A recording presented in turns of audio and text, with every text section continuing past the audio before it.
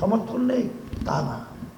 আসল মূল ব্যাপার হলো আমরা আর ওই বিভিন্ন যাদের নাকি ব্যক্তি দলীয় স্বার্থকে অগ্রাধিকার দেয় দেশের চেয়ে মানবতার কল্যাণের চেয়ে, তারা বারবার আমাদেরকে বিভিন্ন মুখ রোচক সুন্দর সুন্দর কথার মাধ্যমে আমাদেরকে অনেক আশা আকাঙ্ক্ষা দেখিয়ে আমাদেরকে বারবার তারা ব্যবহার করেছে। আমাদেরকে সিঁড়ি বানিয়ে ওরা ক্ষমতার মসনদে উঠে আসলে বাস্তবতা আমরা দেখেছি তাম দুনিয়ার মধ্যে একবার দুইবার নয়, তারা এই সুন্দর দেশটাকে 5 বার দুর্নীতিতে চ্যাম্পিয়ন, চোরের দিক থেকে ফাঁস বানিয়েছে। কত মায়ের কোল খালি হয়ে গেছে। আমি সেদিনকে সরহদি উদ্যানে বলেছিলাম যে বাংলাদেশের জনগণ এখন মায়ের কোল আর খালি হোক এটা আর দেখতে চায় না। এখন পরিবর্তন হতে হবে।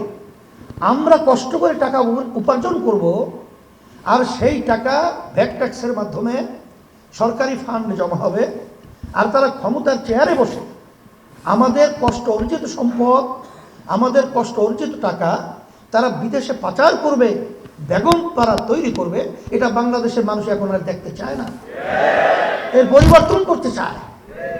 আজকে দলীয়করণের মাধ্যমে আজকে আপনারা দেখেছেন যে বৈষম্য বিরোধী দলীয়করণ এমনভাবে সর্বত্র চাপিয়ে দেওয়া হয়, সেখানে যোগ্যতা থাক বা না থাক, মেধাবী যোগ্যতা সম্পূর্ণ ছেলেগুলো আজকে রাস্তায় রাস্তায় বেকার ঘুরছে, কিন্তু তাদের দলীয়করণের কারণে অযোগ্য লোকগুলো সর্বত্র তারা বসিয়ে দেশটাকে একটা অসুন্দর দেশে পরিণত করেছে। এই পরিবর্তন আমাদের কি করতে হবে?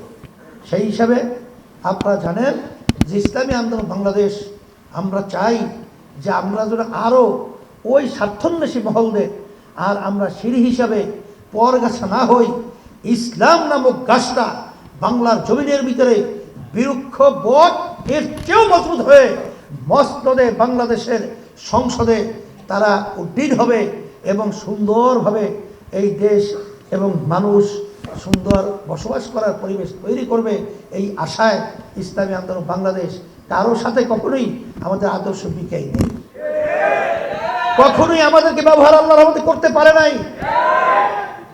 সেই হিসাবে এখানে আমাদের কোনো ব্যক্তি স্বার্থ নাই, এখানে কোনো এমপি মন্ত্রিত্ব কোনো সম্পদ সম্মানের স্বার্থ আল্লাহর রহমতে ইসলামী আন্দোলন বাংলাদেশের আল্লাহ কিন্তু ফজলুল রহমতুল্লাহি আলাইহি তারও ছিল না, আমাদেরও নাই।